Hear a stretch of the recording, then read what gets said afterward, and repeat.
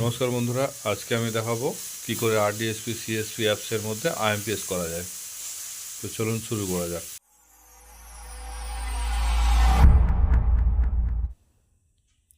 তো প্রথমে আমরা ক্লিক করব আইএমপিএস এর উপরে।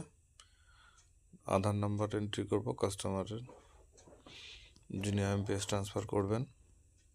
আধার নাম্বার দেওয়ার পরে দিতে হবে অ্যামাউন্ট, যত টাকা ট্রান্সফার করা হবে সেই অ্যামাউন্টটা। তারপরে কোন ব্যাংকে ট্রান্সফার হবে সেই ব্যাংক সিলেক্ট করতে হবে। তারপরে বেনিফিশিয়ারি নেম, যার কাছে টাকা যাবে ওনার নাম।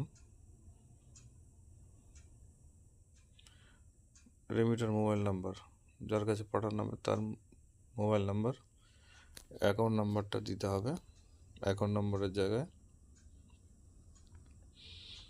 এবার আছে রিএন্টার অ্যাকাউন্ট নাম্বার, আবার অ্যাকাউন্ট নাম্বারটা এন্টার করতে হবে।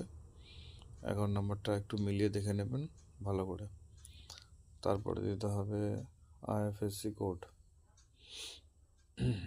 আইএফএসসি কোডটা যেই ব্যাংকে আছে সেই ব্যাংকে আইএফএসসি কোডটা ভালো করে দেখে মিলিয়ে বসিয়ে দেবেন। আবার রিএন্টার আইএফএসসি কোড, আবার আপনাকে আইএফএসসি কোড এন্টার করতে হবে। করার পরে বেনিফিশিয়ারি অ্যাকাউন্ট, কোন অ্যাকাউন্ট, কারেন্ট না সেভিংস। কারেন্ট থাকলে কারেন্ট দেবেন, সেভিংস থাকলে সেভিংস দেবেন। তারপরে আপনাকে আইএমপিএস ট্রান্সফারে ক্লিক করতে হবে, ইয়েসে ক্লিক করতে হবে।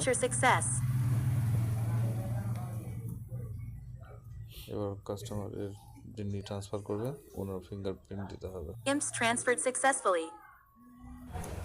প্রিন্ট করতে চাইলে কাস্টমারকে প্রিন্ট দিতে পারবেন প্রিন্টে ক্লিক করে।